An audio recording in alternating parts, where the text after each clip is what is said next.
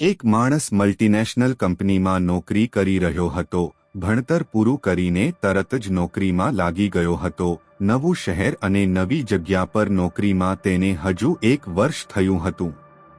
ગામડેથી college કરવા માટે શહેરમાં પણ આવી ચૂક્યો હતો. હવે જે શહેરમાં રહેતો હતો ત્યાંથી દૂર બીજા શહેરમાં તેની નોકરી લાગી હતી. તે યુવાન નોકરીમાં પોતાનું કામ અત્યંત નિષ્ઠાથી કરતો. તેને જાનવરો સાથે ખૂબ જ પ્રેમ હતો અને કોઈ પણ જાનવરને તે તકલીફમાં જોઈ શકતો નહીં.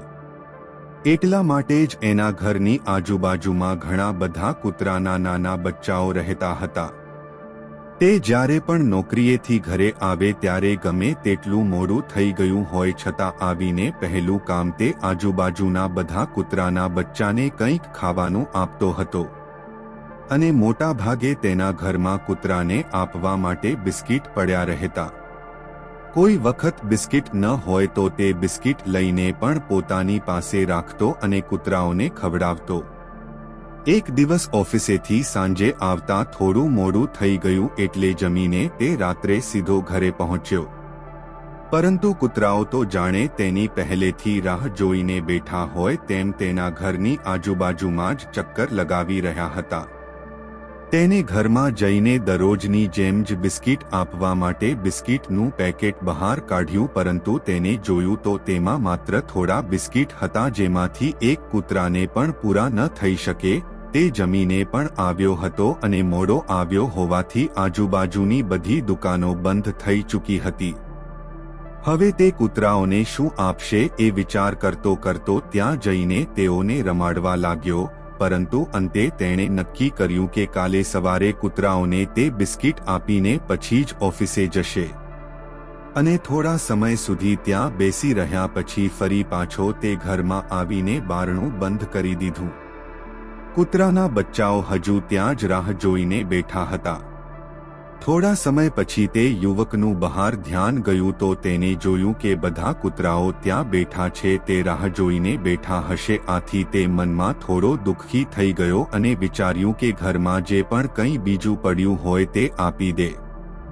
ઘરમાં તપાસ કરતા એક બિસ્કિટનું પેકેટ પડ્યું હતું, પરંતુ તેમાં પહેલા નજર કરી તેમ માત્ર થોડા જ બિસ્કિટ પડ્યા હતા જે બધા કૂતરાઓને આપવામાં આવે તો તેનું પેટ પણ ન ભરાય. પછી તેને વિચાર્યું કે બધા કૂતરાના બચ્ચા રાહ જોઈને બેઠા છે તો તે દરેકને એક બિસ્કિટ આપશે.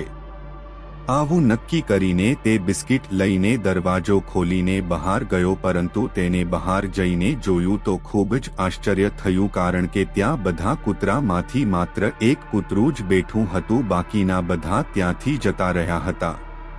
કદાચ એ કૂતરું રાહ જોઈને એ વિશ્વાસ સાથે બેઠું હતું કે તેને કંઈક તો જરૂર મળશે. તેને આ જોઈને ખૂબ જ નવાઈ લાગી અને ખબર નહીં કેમ પરંતુ એ યુવક એ બધા બિસ્કિટ તેને આપી દીધા અને ત્યાં જ બેસીને વિચારોમાં ખોવાઈ ગયો. એ કૂતરું બધા બિસ્કિટ ખાઈ રહ્યું હતું અને સામે બેસેલો આ નવયુવાન વિચારી રહ્યો હતો કે ખરેખર અત્યારે જે થયું તે માણસો સાથે પણ થાય છે.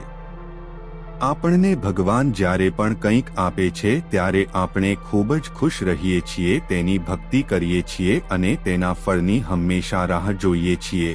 પરંતુ ભગવાન ફળ આપવામાં જો જરા પણ મોડું કરે તો આપણે તેની ભક્તિ ઉપર શંકા કરવા લાગીએ છીએ.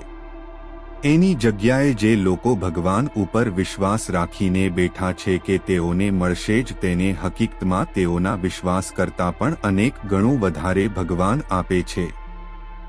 એટલા માટે જ કહેવાય છે કે ભગવાન ઉપર ભરોસો તેમજ વિશ્વાસ રાખવો જોઈએ, કારણ કે ગમે તેવી પરિસ્થિતિ આવી જાય આપણા ભગવાન પરનો વિશ્વાસને ભગવા ન દેવો જોઈએ.